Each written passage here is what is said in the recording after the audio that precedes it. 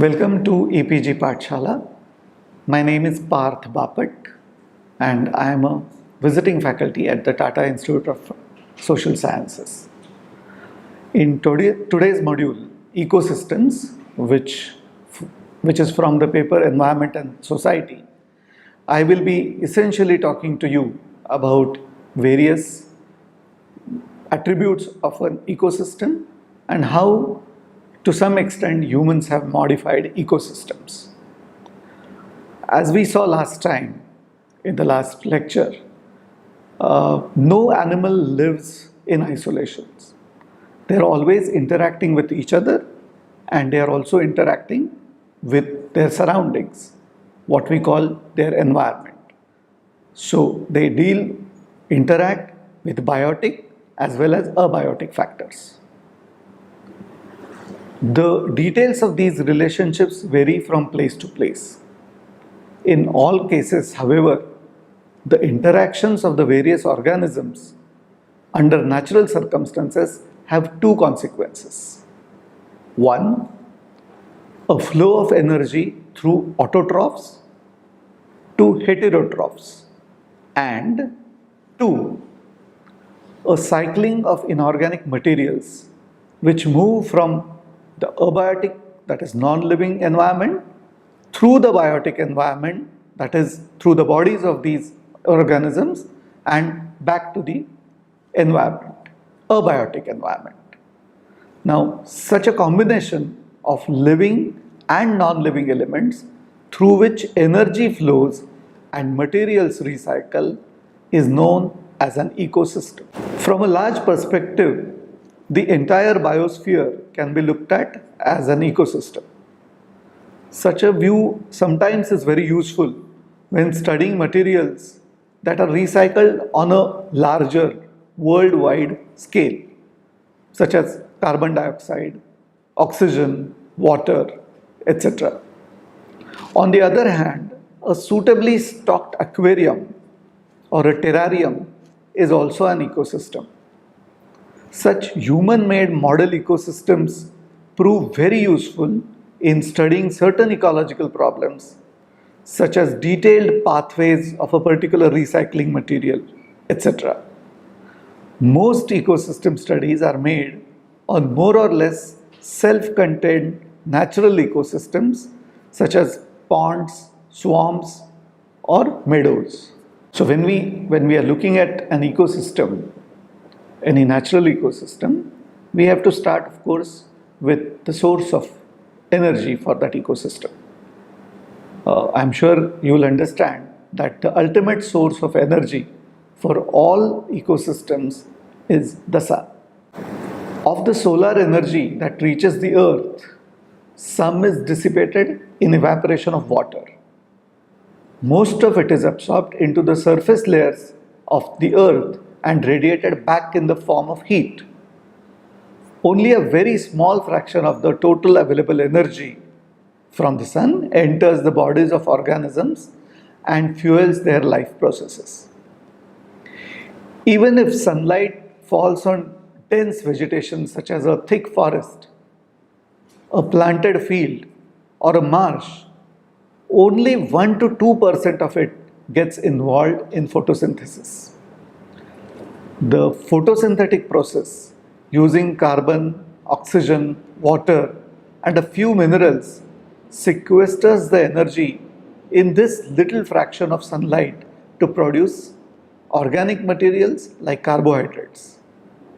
Thus, the light energy of sunlight is converted by autotrophs into the chemical energy of various organic compounds, which act as a secondary source of energy for heterotrophs. Both autotrophs and heterotrophs use part of the energy sequestered or consumed by them to carry out their various life processes. It is only the remainder of the energy that gets stored in an organism's body and is therefore available to some organisms consuming it as food. Usually, an organism itself uses about 90% of the energy sequestered and consumed by it, only about 10% gets stored in its body. Now we have looked at the ultimate source of energy, the sun, and how much of it actually reaches the biotic world. After this, it will be interesting to see how this energy flows through the biotic world. The pathway along which the sequestered energy passes from one organism to another is called a food chain. Each organism in a given food chain represents a given trophic level, meaning feeding level. The first trophic level of a food chain is always occupied by some or the other autotroph. It is referred to as the primary producer of the food chain. Examples of primary producers are green plants like mosses, ferns, grasses, trees, as well as many usually water-dwelling unicellular and multicellular photosynthetic organisms. We tend to forget this fact that a lot of photosynthesis takes place in water. The remaining level of food chain are occupied by different kinds of heterotrophs. The second trophic level in the food chain would be occupied by a herbivore. You remember the definition of herbivore from our last session. It is referred to as the primary consumer. It is through the primary consumer that energy enters the world of heterotrophs. Examples of primary consumers include caterpillars, leaf ants, field mice, sparrows, elephants, and a blue whale. Occupied by a carnivore, a heterotroph that feeds on the one occupying the second trophic level. It is referred to as the secondary consumer of the food chain. For example, spiders, minnows, snakes, robins, lions. Some food chains have third and fourth consumer level too, but 5 levels are usually the limit. This is largely because of the inevitable waste of energy that occurs as it transferred from one trophic level to another. In other words, of the energy collectively sequestered by the primary producers of an ecosystem, 1/10 becomes available to the primary consumers, 100 to its secondary consumers, and 1000 to its tertiary consumers, and decreasing proportionately as it moves to even higher trophic levels. Thus, beyond the 5th trophic level, there is usually too little energy left available to support any further levels. Food chains that start with autotrophs are called grazing food chains. Some organisms, as we have discussed earlier, feed on detritus. Now, detritus feeders are in turn fed upon by other organisms. Such food chains that start with detritus feeders or detritus are referred to as detritus food chains. In nature, feeding relationships rarely take the form of a simple chain, with organisms feeding on and being fed upon by more than one species, as well as a given species sometimes occupying different trophic levels at different times. These relationships often take the form of a complex food web. A large group of consumers derive energy from decaying material, which is too decomposed to be eaten by other consumers, but not decomposed enough to serve as nutrients for producers. This unique group of consumers, mainly comprising bacteria and fungi, are referred to by a range of technical terms such as detrivores, saprotrophs, and chemoheterotrophs, but they are most popularly called as decomposers. a term that probably best describes their ecological role. The effect of the decomposer's activities is to release the matter trapped in the waste of the living world, making it available once more to producers and through them to the rest of the living world. We looked at the qualitative relationship between various organisms as far as their feeding habits were concerned. Now let's look at a slightly more quantitative approach of studying them. Diagram representing the quantitative relationship among the trophic levels in an ecosystem is called as an ecological pyramid. An ecological pyramid may be a pyramid of numbers showing the number of individuals occupying each trophic level. Similarly, there can be a pyramid of biomass showing the collective dry weight of all the individuals at each trophic level, or a pyramid of energy showing the energy available at each trophic level. It must be noted that ecological pyramids need not necessarily be pyramidal in shape.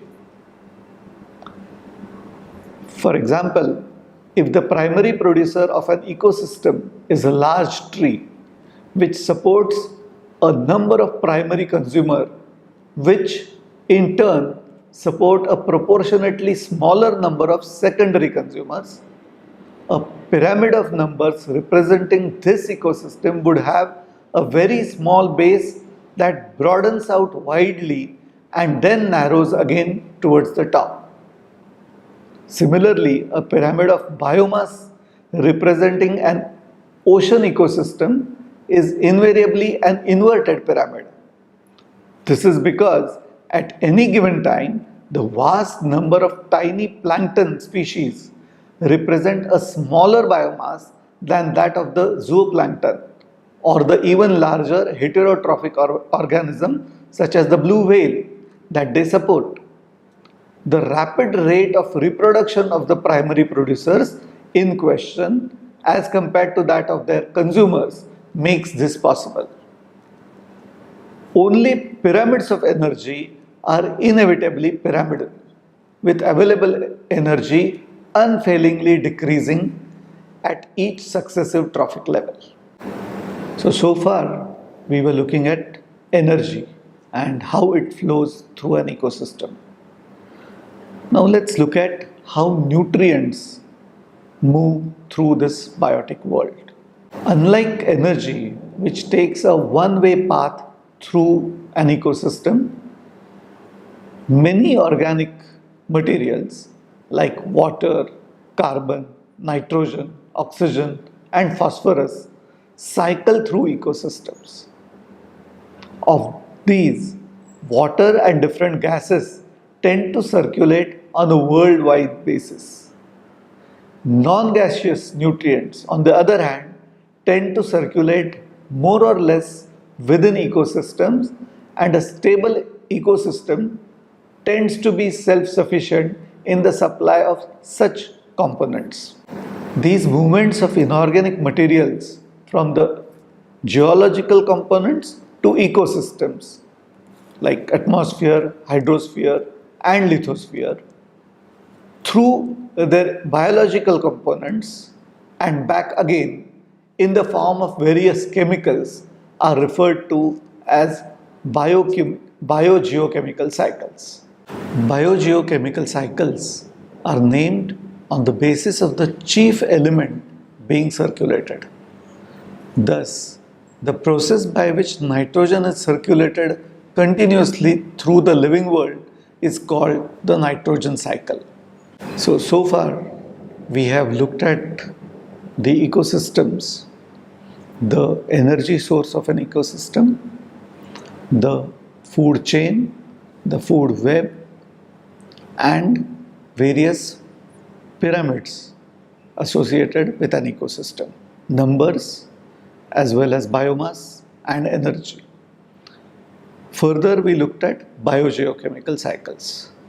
Now it's time to move on to another aspect of the living world, which is called as communities and succession. The different organisms living in a particular area make up an ecological community. Within an ecological community, all the individuals of one species constitute a population. Thus, an ecological community is composed of different constituent populations. The composition of an ecological community is determined by a variety of factors. Some of these factors are physical, such as the temperature, the rainfall, or the soil type of the area. Other factors are biological, such as the various interactions between the individuals of the populations making up the community. An ecological community is rarely constant. Instead, one community gets steadily replaced by another. This process of community change is called ecological succession. The process usually takes place in an orderly and somewhat predictable sequence. The occupation of a lifeless area by an ecological community is called primary succession. It may be observed on a bare site, such as one produced by volcanic action or glaciation or a newly formed riverbank. The process usually starts with the weathering of the rocks to form soil. If physical conditions such as light, temperature, and moisture permit it, this soil gets occupied by increasingly complex organisms. The species that are the first organisms to colonize a lifeless area are called pioneer species. The presence of these pioneer species modifies the environment of the area, making it possible for other species to either join or replace the original colonizers. Though this change in the species profile of the community is rapid in the initial stages, it eventually slows down to an almost imperceptible rate. The community formed at each stage of the succession process is called a seer. The final stage reached is called a climax community. Succession initiated by the disruption of a previously existing seral or climax community is called secondary succession. It may be observed at the site of a forest fire or on removal of grazing pressure on a pasture land or once we stop cultivation in a field. Whether succession is primary or secondary, the climax community will be the same in a given area. This is because the nature of the climax community is determined by the physical conditions of the area, such as temperature, rainfall, and soil type. In areas where these factors are relatively unfavorable to life, ecological succession consists of relatively fewer stages, and the resulting climax community is relatively simple.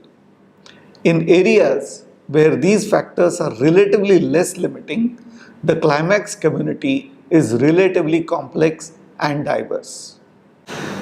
The various stages of ecological succession differ from ecosystem to ecosystem as regards the rate of change and the particular species involved.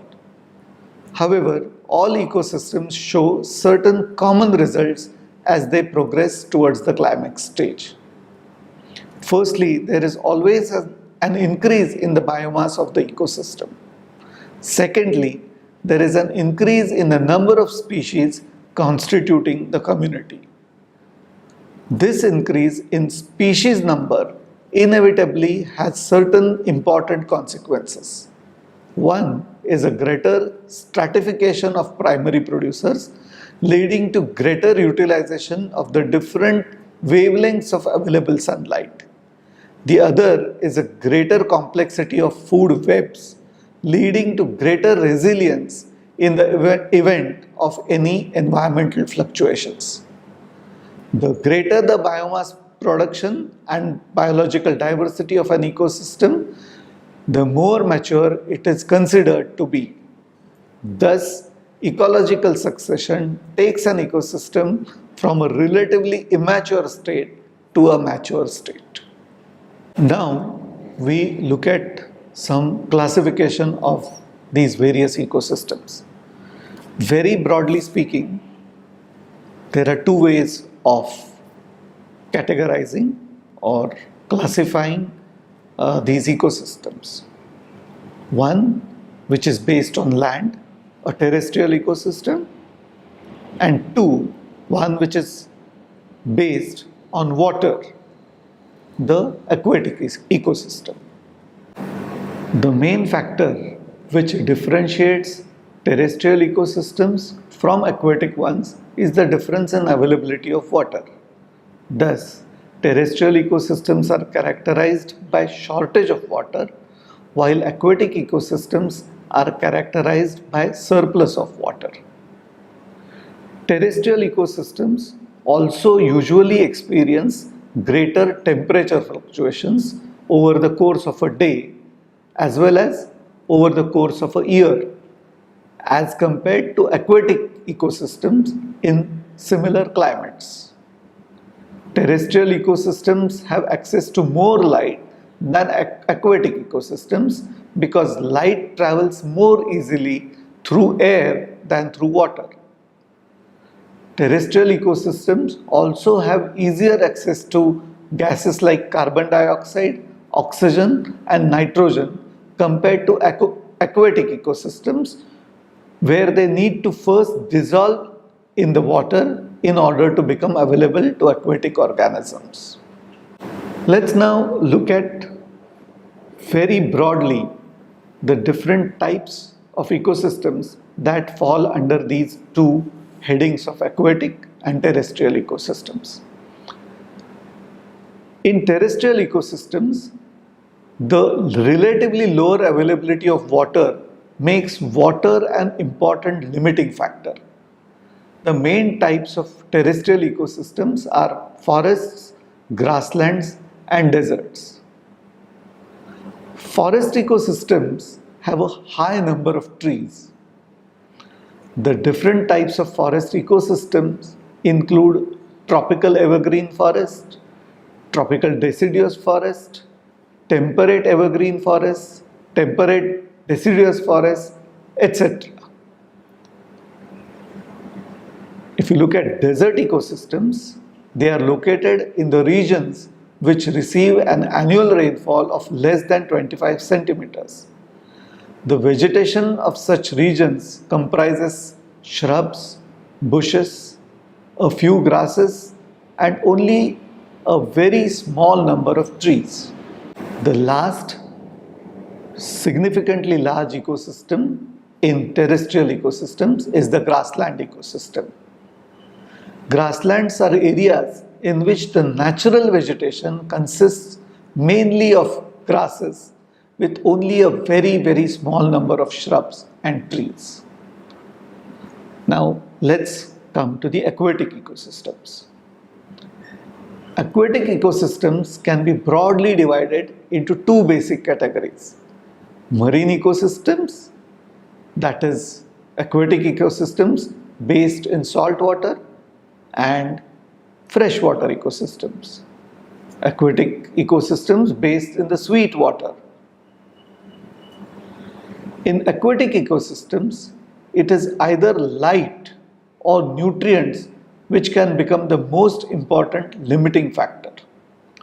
Light does not penetrate beyond roughly 200 meters in water.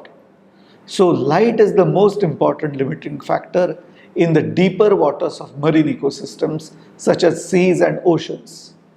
On the other hand, most of the nutrients on which aquatic organisms depend arrive with the runoff from land and settle on the floor of the water body. So the farther one goes from land, either horizontally or vertically, into an ecosystem, nutrients become the most important limiting factor. Important feature of the marine ecosystem of this planet is their connectivity, which technically unites them into one vast ecosystem. Another interesting feature is their predominance on this planet, with marine ecosystems covering around 71% of Earth's surface and collectively containing almost around 97% of the total water present on Earth. Freshwater ecosystems are very small in magnitude as compared to marine ecosystems. There are three basic kinds of freshwater ecosystem. Lentic ecosystems based in slow moving or still freshwater as found in ponds or lakes. Lotic ecosystems based in fast moving water as found in streams and rivers, and wetlands based in shallow waters where soil remains regularly saturated with water on a day-to-day basis. So today, so far, we have looked at ecosystems, the various components of an ecosystem, functioning in terms of energy flow and nutrient circulation of an ecosystem. We have also looked at pyramids, webs, chains. We have looked at succession, and then we have looked at different types of ecosystems. If you need further information, please go through our text and suggested further readings given at the end of the text. Thank you very much.